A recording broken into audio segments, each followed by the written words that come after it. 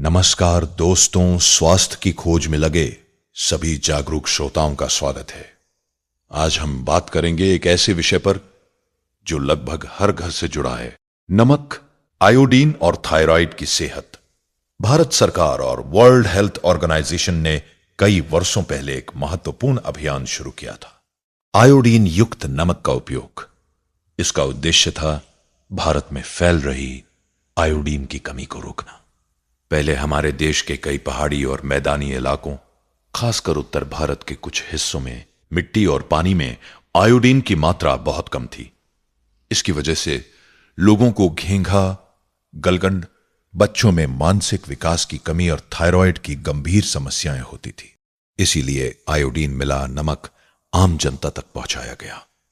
और सच मानिए, यह एक बहुत बड़ा सार्वजनिक स्वास्थ्य सुधार था। अब समझते हैं कि आयोडीन क्यों जरूरी है। हमारी गर्दन के आगे एक छोटी सी ग्रंथि होती है, थायराइड ग्रंथि। ये दो मुख्य हार्मोन बनाती है, 3 और T4।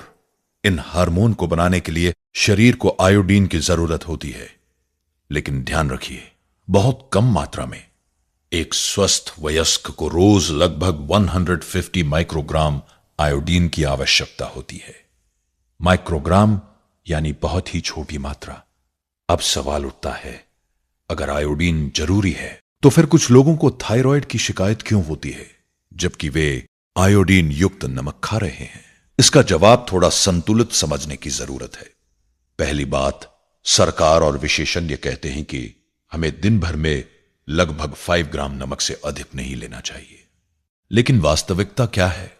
कई लोग 15-20 ग्राम तक नमक रोज खा लेते हैं, खासकर अचार, पापड़, प्रोसेस्ड फूड, नमकीन और बाहर के खाने से। जब नमक अधिक होगा तो आयोडीन की मात्रा भी बढ़ सकती है। हालांकि सामान्य सीमा में लिया गया आयोडीन सुरक्षित है, लेकिन अत्यधिक मात्रा, खासकर लंबे समय तक, कुछ संवेदनशील लोगों में थायराइड को प्रभावित कर सकती है। शोध बताते हैं कि बहुत अधिक आयोडीन कुछ स्थितियों में थायराइड हार्मोन के निर्माण को अस्थायी रूप से धीमा कर सकता है। इसे मेडिकल भाषा में एक सुरक्षा प्रतिक्रिया माना जाता है।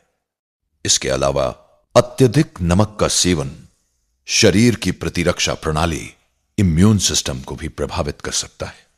कुछ अध्ययनों में पाया गया है कि अधिक नमक से कुछ सूजन संबंधी तत्व बढ़ सकते हैं, जो ऑटोइम्यून बीमारियों को प्रभावित करते हैं। ऑटोइम्यून थायराइड रोग जैसे कि हाशिमोटोस में शरीर की प्रतिरक्षा प्रणाली स्वयं थायराइड पर हमला करती है।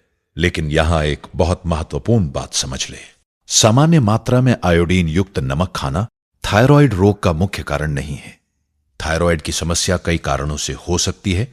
आनुवंशिक कारण महिलाओं में हार्मोनल बदलाव, तनाव, पोषण की कमी, जैसे सेलेनियम, आयरन, वायरल संक्रमण। अब एक और सवाल, क्या हमें आयोडीन युक्त नमक पूरी तरह बंद कर देना चाहिए?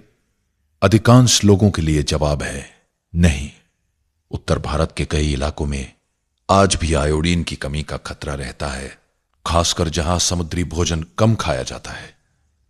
ऐसे में आयोडीन युक्त नमक एक सुरक्षित और आसान स्रोत है। हां, नमक की मात्रा जरूर नियंत्रित रखें।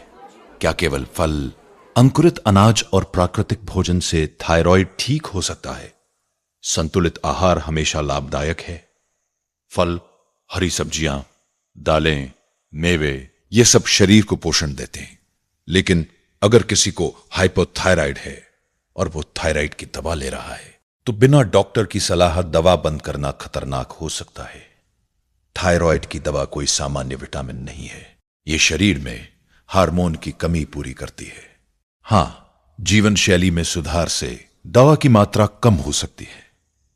डॉक्टर की देखरेख में थकान कम हो सकती है, वजन नियंत्रित रह सकता है, लेकिन स्वयं निर्णय लेकर दवा बंद करना उचित नहीं। तो समाधान क्या है? 9 नमक 5 ग्राम प्रतिदिन तक सीमित रखें। 9 संतुलित और प्राकृतिक आहार लें। 9 अत्यधिक प्रोसेस्ड फूड से बचें। नियमित योग, प्राणायाम और हल्का व्यायाम करें। हर 3-6 महीने में थायराइड की जांच करवाएं। यदि समस्या है, याद रखिए, स्वास्थ्य का रास्ता संतुलन से होकर जाता है, न बहुत कम न बहुत ज्यादा। आयोडीन दुश्मन नहीं है। अत्यधिक सेवन और असंतुलन समस्या बन सकता है।